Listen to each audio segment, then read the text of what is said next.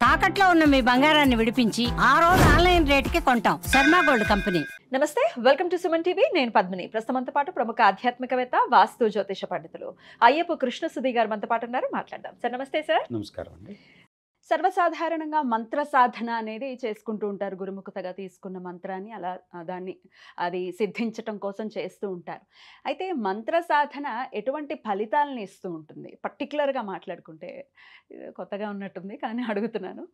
అందాన్ని పెంపొందించుకోవడానికి కూడా మంత్రం ఏమైనా మనకి సహాయపడుతుందా? అట్లాంటి దాఖలాలు ఏమైనా ఉన్నాయా, చెప్తారా? చండీ చేసేటప్పుడు రూపందేహి జయందేహి యశోదేహి ద్విషోదేహి. రూపం అంటే మనం కోరుకునేది అందమే కదా. నలుగురిలోనూ మనని ప్రజెంట్ చేసుకునేటప్పుడు ఒక పెద్ద మనిషి దగ్గరికి వెళ్తున్నాం, అలాంటి శుభకార్యానికి వెళ్తున్నాం, మనం మంచిగా అందంగా కనపడాలని తాపత్రయంతో చేస్తాం. అలాగనే మీరు కొన్ని ప్రత్యేకమైన పూజల్లో కళావాహనం చేస్తాం. అంటే అండి, మనం ఒక అమ్మవారికి నవావరణ అర్చన చేస్తుంటాం. చేసేటప్పుడు 10 అగ్ని కళలు. అదేంటి, అగ్ని కళలు చేసేటప్పుడు మామూలుగా ఏంటంటే శంఖంతో అభిషేకం చేస్తాం అనుకొని ఆ శంఖాని కోసం ఆ శంఖాన్ని ఏదైతే శంఖపాత్ర ఉంటుందో దాని మీద అగ్ని కళలు ఆవాహన చేస్తాం. దాని తర్వాత శంఖం తీసుకొని శంఖం మీద సూర్యకళలు 12 కళలు ఆవాహన చేస్తాం. తర్వాత 16 కళలు చంద్రకళలు. ఆ 16 చంద్రకళల్ని దాంట్లో పోసే నీటి కింద ఆవాహన చేస్తాం. అలా ఆవాహన చేసిన వాటిని అమ్మవారి మూలమంత్రంతో చెప్తూ శ్రీచక్రం మీద వేస్తాం. తద్వారా ఏంటంటే శ్రీచక్రానికి ఈ కళలన్నీ ఆవాహితమైనవి. తర్వాత ఆయనకి సదాశివ కళలని, తర్వాత అమ్మవారి కళలని, తర్వాత వచ్చి విష్ణు కళ, బ్రహ్మ కళ, అన్ని కళలు ఆవాహన చేస్తే ఇప్పుడు అమ్మవారు వచ్చింది మహిషాసుర సంహారం కోసం. కోదంతో అందరి దేవతల శక్తి ఒక చోట పడింది. పడినప్పుడు ముఖం శివుడు, కేశాలు మన యముడు, తర్వాత బాహువులు వచ్చేసేసి విష్ణువు, తర్వాత వచ్చేసి చంద్రుడు, ఇంద్రుడు. ఇవాళ అన్ని శక్తులు ఆమె శరీరంలో చేరిన దానివల్ల ఆమెకు ఒక రూపం ఏర్పడింది. ఆ రూపం ఏదైతే ఉందో ఆ రూపానికి సంబంధించినటువంటి స్థితిలో బాహు, ఎందుకంటే సంహారం చేయడానికి విష్ణువు స్థితికారక శక్తి కావాలి. ఆ శక్తి విష్ణువు దగ్గర ఉంటుంది. ముఖం ఏమిటంటే ప్రాణస్వరూపం శివుడు, అందువల్ల ప్రాణం ముఖం. ఆ విధంగా ఏంటంటే అన్ని శక్తులు నాగులు, తర్వాత వచ్చేసి పాదాల్లో బ్రహ్మ, అంగుళాల్లో వచ్చేసి ప్రతి రోమకోపంలోనూ సూర్యుడిని, అంటే అంతమంది సూర్యుల యొక్క శక్తి ఆమె శరీరంలో ఒక్కొక్క వెంట్రుక ఎక్కడంతో వెంట్రుక రోమకూపం వెంట్రుక ఉండేటువంటి కుదురులాండ్లో ఒక్కొక్క దాంట్లో ఒక్కొక్క సూర్యుడు ఉన్నట్ట. అంత శక్తి ఆమె శరీరంలో చేరింది. అలా చేరడానికి అలా ఆవాహన జరిగినటువంటి దాన్ని మేము కొంతమందికి వ్యక్తుల కోసం వాళ్ళకి శరీరానికి ఆ శక్తి ఇవ్వటం కోసం కళావన పూజన ఉంటుంది.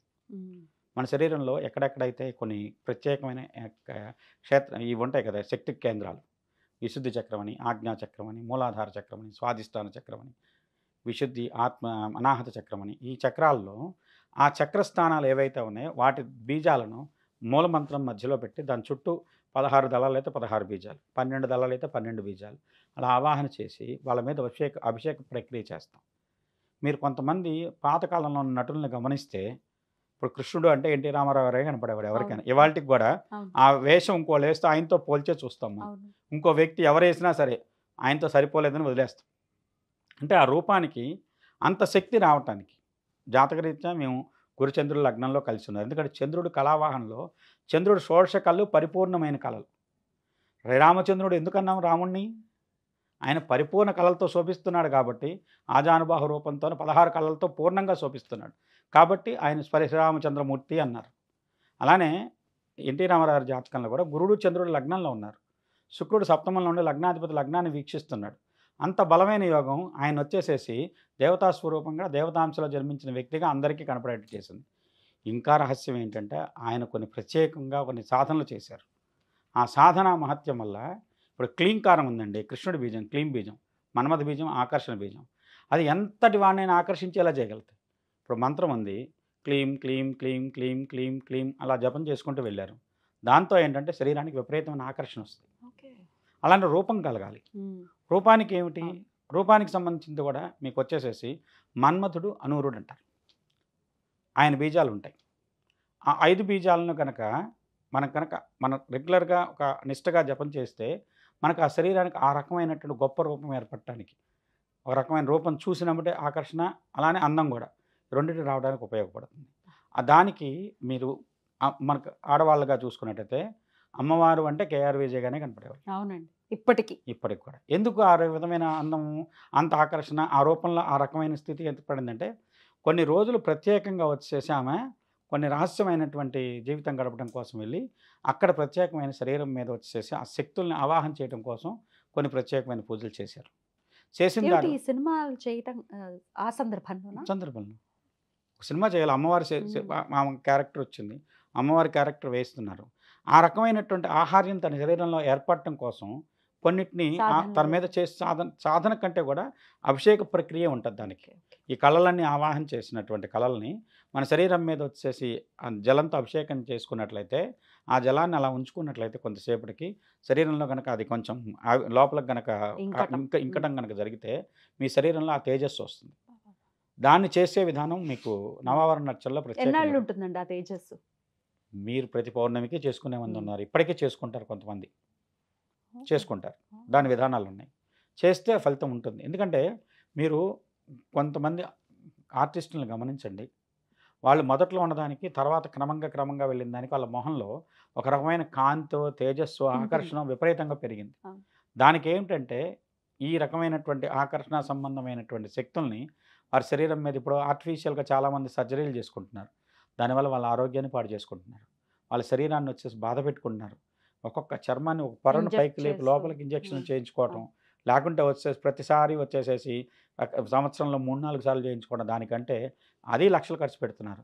అంతకంటే తక్కువ ఖర్చులోనే మన శరీరం మీద దేవతా శక్తిని ఆవాహన చేసుకోవడం వల్ల ఏదైతే మంత్రోక్తపరమైనటువంటి శక్తి ఉందో ఆ శక్తి మన శరీరంలో ఆవాహితం జరిగితే కనుక ఆ రకమైనటువంటి శక్తి సంబంధమైన తేజం మన శరీరం నుంచి బయటకు ప్రస్ఫుటంగా వస్తుంది. తద్వారా శరీరంలో వచ్చేసి ఒక రూపం కానివ్వండి. ఇప్పుడు మీరు చండీ చేస్తూ రూపం దేహి, జయం దేహి, యశోదేహి, ద్విశోదేహి అని అడుగుతున్నాం. కీర్తిం అంటున్నాం. యశం, జయం, రూపం. రూపం అనేది మొట్టగా అడుగుతుంది రూపమే కదా. ఆ రూపం ఇవ్వగలదు కదా ఆమె. ఇచ్చే విధంగా మీరు చేయండి పూజ. దానికోసమే చేయండి. ఫలితం ఎందుకు రాదో చూద్దాం. దానికి ముఖ్యంగా కళావాహన. అది కూడా చంద్రుడి కళలు. చంద్రుడి కళలు జ్యోత్స్నా కళ, అమృత కళ, మానదా కళ, పూర్ణ కళ, పూర్ణామృత కళ, 16 కళలు. ఆ 16 కళల్ని దానికి ప్రతి 16 కళలకి 16 రకాల మంత్రాలు ఉన్నాయి. మళ్ళీ అది నిత్యాలు ఉన్నారు కదా. షోడశీ తంత్రంలో నిత్యాలు ఉంటాయి కదా. ఆ నిత్యాలు ఒక్కొక్క రోజు ఒక్కొక్క దేవి అమ్మవారు. దానికి సంబంధించిన 16 రూపాయలు 16 నిత్యాలు వాటికి సంబంధించిన పూజ ఉంటుంది. వాటి అంతా చేసి ఒక కలశంలోనో లాంటి అభిషేకంగా జరిగిన దాంట్లో దాన్ని కనుక తీసుకొచ్చి కనుక వీళ్ళ మీద చేసినట్లయితే అత్యద్భుతమైన ఫలితాలు వస్తాయి. వాళ్ళ శరీరంలో లోపల ఉండేటువంటి అంతర్గతంగా ఉండే దోషాలు కూడా పోతాయి. అలా చేయించి వేరే ఎవరికో కాదండి. మాకు తెలిసిన ఒక చాలా మా ఆత్మీయమైన వ్యక్తికి కంచిస్వామి దగ్గరికి వెళ్తే ఆయన ఒకసారి చెప్పాడు, అభిషేకం చేద్దాం ఉంచండి. ఆ రోజు ఆయన పూజ చేసిన అభిషేకం అమ్మవారికి నవావరణ నచ్చిన చంద్రమౌళీశ్వర ఆరాధన చేసి నీళ్ళన్నీ తీసుకొచ్చి మీద పోసారు. అలా 3 రోజులు చేశారు. ఎట్లాంటి మార్పు వచ్చిందండి ఆయనకి? జీవితంలో శరీరంలో ఉండేటువంటి అవయవాలన్నీ ఒక రకంగా క్రమబద్ధంలోకి వచ్చినాయి. ఏదో ఒక దోషంతో ఉంది. ఒకటండి, ఒక అమ్మాయి ఏదైనా సరే 17-18 ఏళ్ళ వరకు మెచ్యూర్ అవ్వలేదు. అది చేసిన తర్వాత మెచ్యూర్ అయితే అమ్మాయి జీవితంలో ఏదో రకంగా మార్పు మొదలైనట్టే కదా. అది ఒక ఆమె ఉన్నారు, బాగా పెద్ద ఆమె, ఇప్పుడు లేరు కూడా ఆమె. ఆమెకి కిడ్నీలో ఒక సమస్య ఉంది. పిల్లలు పుడితే పోతామని చెప్పారు ఆమెకి. అయితే ఆమె వెళ్ళి కంచిస్వామి దగ్గరికి వెళ్ళి కూర్చుంది. ఓ రోజు 2 రోజులు 3 రోజులు అయిన తర్వాత 4వ రోజు కంచిస్వామికి తీర్థం ఇచ్చి అక్కడే ఉండమన్నాడు. ఆ రోజు నైట్ ఉంటే ఆ రాత్రిలో దాదాపు 100 సార్లు బాత్రూమ్కి వెళ్ళొచ్చింది. వెళ్ళొచ్చిన తర్వాత ఆమెని, నీకు సంతానం కలుగుతుంది, సముద్ర తీరంలోనే నువ్వు సంతానాన్ని కను. 4 పిల్లల్ని వైజాగ్లోనే కన్నది ఆమె. 4 పిల్లలు పుట్టారు. 4 వైజాగ్లోనే కన్నది. అంటే మంత్రోక్తంగా దోషం పోయిందా లేదా అంటే రూపం ఇవ్వడానికి కూడా కొన్ని ప్రత్యేకమైన. రాధాదేవి ఏంటండి, రాధ అంటే ఏంటి, కింద నుంచి పైకి లేచేది రాధ. ధార అంటే పైనుంచి కిందకి పడుతుంది. అంటే కుండలిని ఏదైతే ఉందో అదే రాధాదేవి. ఆ రాధని జాగృతం చేసామని మన శరీరంలో, కుండలిని జాగృతం అయితే శరీరం తేజోవంతం అవుతుంది. ఆనంలో ఉన్నటువంటి లోపల ఉన్నటువంటి కాంతి ప్రస్ఫుటంగా బయటికి, అదేంటే విస్ఫోటనం జరిగి బయటకు వస్తుంది. ఒక దీపావళి నాడు పెద్ద బాంబు పేలిస్తే ఎంత వెలుగులు విరజిమ్ముతుందో ఆకాశంలో తారాజువ్వలు, అంత వెలుగు మన శరీరానికి వస్తుంది. అలాంటి వచ్చే మంత్రాలు దాని సాధనలు ఉన్నాయి. వాళ్ళు చేయలేకపోతే చేసే విధానాలు ఉన్నాయి. చేస్తే పూర్తి ఫలితం వస్తుంది. నిత్య దైనందిన జీవితంలో మంచి ఆకర్షణ పెరగడానికి, లేకపోతే ఈ అందం బాహ్య శరీరానికి అందం పెరగడానికి ఏదైనా ఆరాధన చేసుకోవచ్చు సామాన్యులు? కృష్ణుడు, కృష్ణుడే, కృష్ణ మంత్రమే.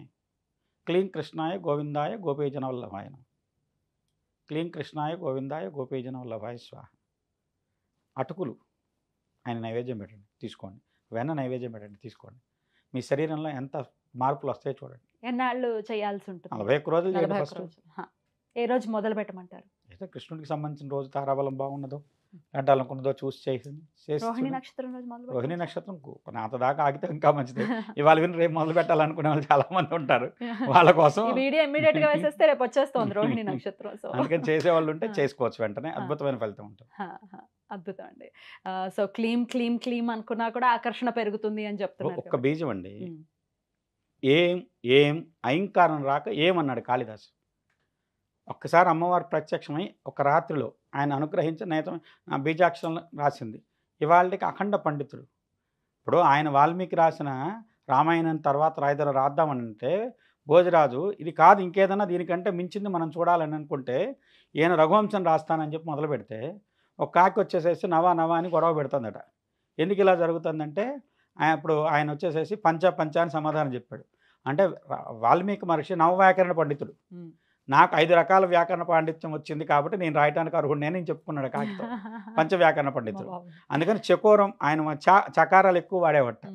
అందుకని ఆయన గురించి మీకు దాంట్లో సంబంధించిన దాంట్లో ఇప్పుడు మనకి చాలా ఇవాళ ఉండేటువంటి మేఘ సందేశం కానివ్వండి, ఇలాంటి చాలా గ్రంథాలు. రఘువంశ కావ్యం, నిజంగా రఘువంశ కావ్యం ఆయన రాముడు ముందేంటి రాముడు తర్వాత ఏంటి ఆయన చెప్పగలిగే ప్రయత్నం చేశాడు, సాధించాడు కొంతవరకు. రాముడు తర్వాత ఎవరు పుట్టారు, ఆయనకు అదేంటి, ఆయన మనవడు ఎవరు, ఇదంతా రాశాడు ఆయన. దాంట్లో ముందెవరు రఘు మహారాజు దగ్గర నుంచి రాసుకొచ్చాడు, ఇదంతా రాయగలిగాడు. అంటే ఆయనకు ఒక్క రాత్రి అమ్మవారు అనుగ్రహం కలిగిన దానికి వచ్చిన మార్పే కదా. ఏం అయమనలేక ఏమన్నాడు, దానికి ఇచ్చిందామా. అలాంటిది మీకు క్లీమ్ అనండి, ఆకర్షణ 100% ఆకర్షణ శక్తి ఇస్తుంది. ఎన్నిసార్లు? 108 మినిమం చేస్తే మీరు ఇప్పుడు 1,00,000 చేయండి, ఇంకా చేయండి, మీరు ఫలితం ఏంది ఒక అక్షరం, కానీ మీరు దాని మీద దృష్టి నిలపగలిగి చేయగలగాలి. కాబట్టి చేసి చూడండి, అద్భుతమైన ఫలితాలు ఉంటాయి. చాలా బ్యూటిఫుల్ గా ఇదైతే కొత్త విషయం, అసలు తెలియనటువంటి విషయం తెలియజేశారు. కృతజ్ఞతలు. నమస్కారం. నమస్కారం అండి.